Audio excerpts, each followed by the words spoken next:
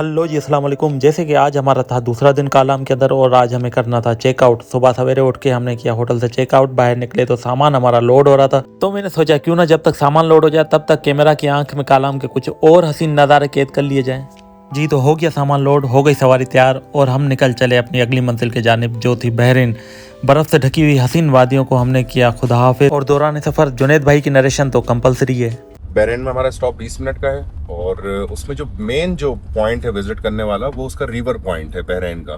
Bahrain वो जगह है पूरे स्वात रिवर से, जब आप कालाम से और बैक साइड से भी लाइक अतरोड़ शाही बाग से जो भी ग्लेशियर्स वगैरह पिघल के आ रहे हैं, आपको सारा पानी यहाँ पर ब्लू मिलेगा। लेकिन जब आप बहरीन जाते हैं वहाँ पर पानी ग्रीन हो जाता है। उसकी रीज़न से वो जिन पत्थरों के दरमियान में से गुजर रहा होता है ये वही उन्हीं पहाड़ों के पत्थरों के दरमियान का जिसका मैंने पहले दिन जिक्र किया था, एमरल्ड का, जिसे हम लोग ग्रीन गोल्ड कहते हैं, जो यहाँ का सबसे कीमती पत्थर है निकलने वाला। और दूसरा कुछ मादनियात होती हैं जिनकी वजह से उसका कलर ग्रीन हो जाता है। जैसे हमने हमारे यहाँ पर भी अगर देखा होगा, वो वाला काई वाला ग्रीन नहीं होता ये आपको देखने में ग्रीन लग रहा होगा, लेकिन आप उसे हाथ में लेंगे वो एक बिल्कुल ब्लू वाटर की तरह ही है, बिल्कुल क्रिस्टल ही है वो वाटर। चलते चलते कालाम के बर्फीले रास्ते कैसे पथरीले रास्तों पर तब्दील हो गए कुछ पता ही न चला। यकीनन कालाम में गुजारे गए ये 2 दिन मेरी जिंदगी के हसीन दिनों में शुमार हो गए। एंड आई एम सजेस्टेड कि अगर आपको सिनो देखनी है तो कालाम से बेहतरीन नज़ारे आपको पाकिस्तान में कहीं और नहीं मिलेंगे। अगर बर्फ देखनी है तो कालाम आप जरूर आए। और रास्ते के कुछ हसीन और डरावने नज़ारे देखते देखते हम पहुंच गए अपनी मंजिल की जानिब जो थी बहरीन। जी तो ये है बहरीन का मोस्ट विजिटेड ब्रिज। इस पे चलते ही आपको पता चल जाएगा कि आप भी खतरों के खिलाड़ी हैं वाकई, और यहाँ के लोग तो खतरों के खिलाड़ी हैं। आप देख रहे हैं इस ब्रिज पे कैसे बाइक चला रहे हैं। खैर आफियत से ब्रिज क्रॉस करने के बाद हम चढ़े बहरीन के हिल टॉप व्यू पर, जहाँ से हमने किया पूरे शहर का नज़ारा। यकीन जानिए ये वाकई एक दिलकश तजुर्बा था। डर तो ये सोच कर लग रहा था कि हमें ये ब्रिज दोबारा क्रॉस करना है, लेकिन वो किसी ने अच्छी बात कही है ना, डर के आगे जीत है। बस तो इसी बात का सहारा लेते हुए हमने किया ब्रिज क्रॉस और उसके बाद की बहरीन की मार्केट विजिट। लेकिन अगर आप बहरीन आए और यहाँ की फेमस मलाई वाली चाय नहीं पी तो बहरीन आना आपका बिल्कुल ही बेकार जाता है। और फिर चाय और मेरी दोस्ती तो बहुत पुरानी है, तो चाय को छोड़ना तो नामुमकिन है। तो बस हमने पी चाय और किया खूब एंजॉय, लेकिन चाय वाकई काबिल तारीफ थी। बहरीन विजिट करने के बाद अब हमारी अगली मंजिल है मालम जब्बा, जिसकी एक्टिविटीज़ पूरे पाकिस्तान में मशहूर है। रास्ते में कुछ दोस्तों ने हल्ला गुल्ला करके माहौल को और रंगीन बना दिया।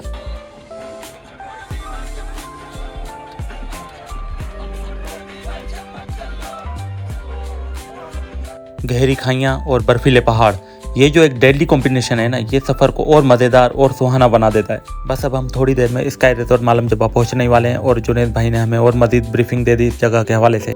आपसे सर्दी बहुत ज्यादा बढ़ जाएगी जैसे कि मगरिब के बाद का वक्त होगा।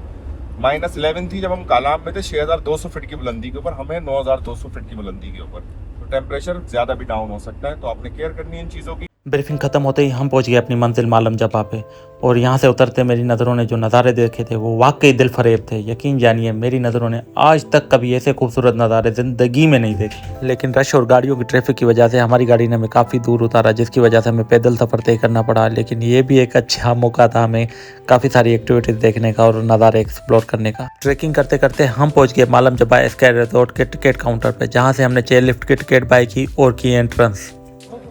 भाई के वीलॉग चैनल को सब्सक्राइब करें, शेयर करें, लाइक करें और बेल आइकन का बटन ज़रूर दबाएं। एंट्रेंस करने के बाद सीन कुछ यूँ था कि यहाँ पर कोई सिनो फेस्टिवल की तैयारियाँ चल रही थी। बच्चे स्कीइंग प्रैक्टिस कर रहे थे। ये देखने में काफ़ी दिलचस्प था। फाइनली जिस घड़ी का इंतज़ार था वो वक्त आ ही गया और हम पहुँच गए चेयर लिफ्ट के पास। विंटर्स में मालम जब्बा की चेयर लिफ्ट एक अलग ही एक्सपीरियंस है।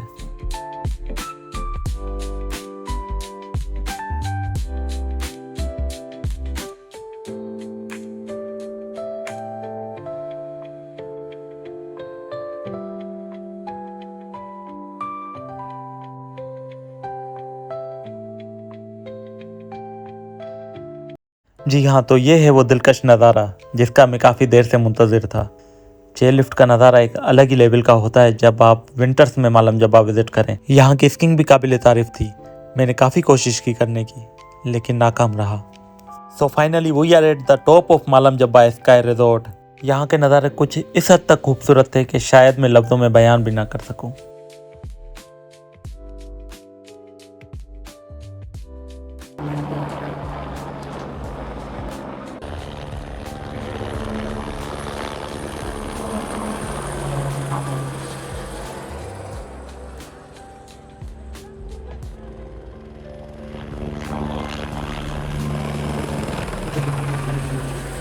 मालम जबा का टॉप व्यू देखने के बाद अब हम जा रहे हैं चेयर लिफ्ट के जरिए नीचे। वाकई टेम्परेचर इतना डाउन होता जा रहा है कि हमारी सांस रुक रही थी। जैसे जैसे शाम होती जा रही थी और टेम्परेचर और मज़ीद डाउन होता जा रहा था। जी तो मालम जबा एक्सप्लोर करने के बाद अब हमारी अगली मंजिल है फिजागढ़, जहाँ हमें नाइट स्टे करना है। होटल और डिनर हमारा बेसब्री से इंतज़ार कर रहे थे। शुक्र अल्हम्दुलिल्लाह फाइनली हम पहुँच गए हमारी होटल पे, जहाँ हमारे लिए बारबेक्यू का एहतमाम जारी था। जब हमने सोचा जब तक बारबेक्यू तैयार हो जाए तब तक क्यों ना कोई शुगल मेला हो जाए।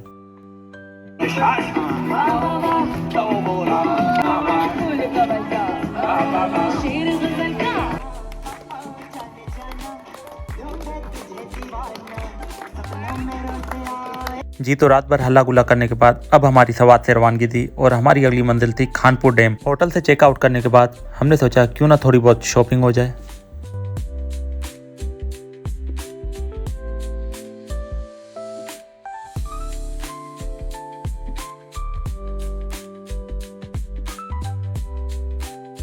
अभी खानपुर डैम जाने की एक्साइटमेंट अपने उरूज पर पहुंची ही थी कि हमें पता चला कि मोटरवे ब्लॉक्ड हो गए और हम खानपुर डैम नहीं पहुंच सकते। तो काफ़ी मुज़ाकरात करने के बाद हम इस नतीजे पे पहुंचे कि अब हम बालाकोट जाएंगे और वहां से शोगरान एक्सप्लोर करेंगे। कहाँ जा रहे हो? बालाकोट।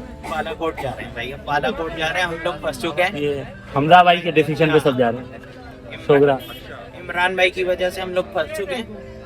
बहुत अच्छे बंदे हैं, उसकी वजह से हमें एक दिन का वो मिल गया और अच्छा हो गया। क्या मिल गया एक दिन का? वो फ्री में नहीं मिला है, पैसे नहीं वो क्या है? एक दिन का स्टे। अच्छा बड़ी मिला, पैसे दे रहे हैं हम उसके, बात अलग है, लेकिन एंजॉय हो जाएगा इंशाल्लाह। बस तो फिर क्या था, ड्राइवर ने गाड़ी का रुख मानसेरा की तरफ मोड़ा और अब हमें सवाद से मानसेरा से होते हुए बालाकोट पहुंचना था। ये वाकई एक तवील सफ़र था, लेकिन सफ़र का मज़ा भी एक अलग ही एक्सपीरियंस होता है। रास्ते में हमने शंगला टॉप भी एक्सप्लोर किया और वहाँ के कुछ खूबसूरत मनाजिर भी कैप्चर किए। लेकिन अब मुझे ये समझ में नहीं आ रहा था कि मैं खानपुर डैम ना पहुँचने का अफसोस कर या फिर बालाकोट से होते हुए शोगरा विजिट करने की खुशी मनाऊँ।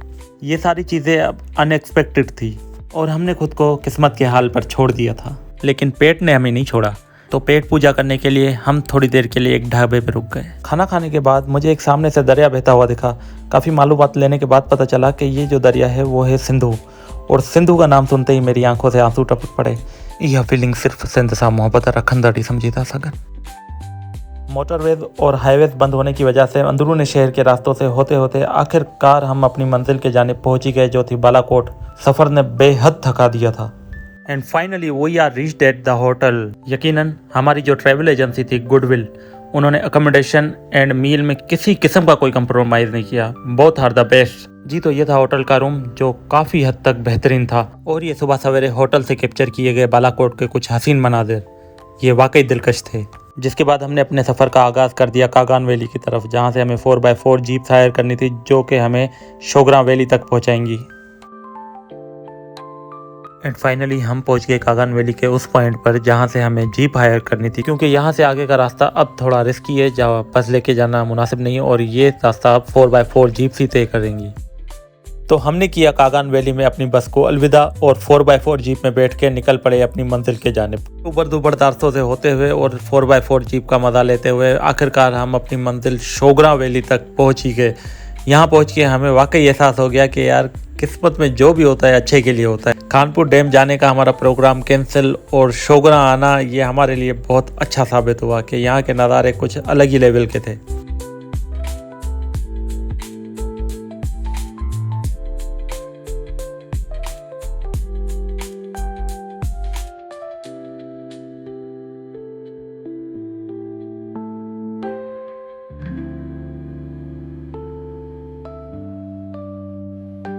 शोगरा एक्सप्लोर करने के बाद हम दोबारा पहुंचे कागान वैली, जहां हमारी बस हमारा बेसब्री से इंतज़ार कर रही थी। बस में बैठ के हमने की वापसी के सफ़र की तैयारी। अब हमारी अगली मंजिल थी इस्लामाबाद बस टर्मिनल। मोटरवे मुसलसल बंद होने की वजह से हमने लिया इस्लामाबाद पहुंचने के लिए जीटी रोड का सहारा। ये सफ़र वाकई काफ़ी लेंथी था, लेकिन ये है कि आखिरकार हम बस टर्मिनल तक पहुँच ही गए, जहाँ थोड़ी देर वेट करने के बाद आखिरकार हमारी बस आ गई और दिल में एक अजीब सी खुशी महसूस हो रही थी कि अगले दिन हम भी अपने घर पे होंगे। यकीनन आप दुनिया घूम लें, लेकिन अपने घर का सुकून एक अलग ही किस्म का होता है। जी तो यहाँ तक था हमारा सफ़र। मिलेंगे फिर कभी किसी और ट्रिप पे, तब तक के लिए इजाज़त। अल्लाह हाफिज़।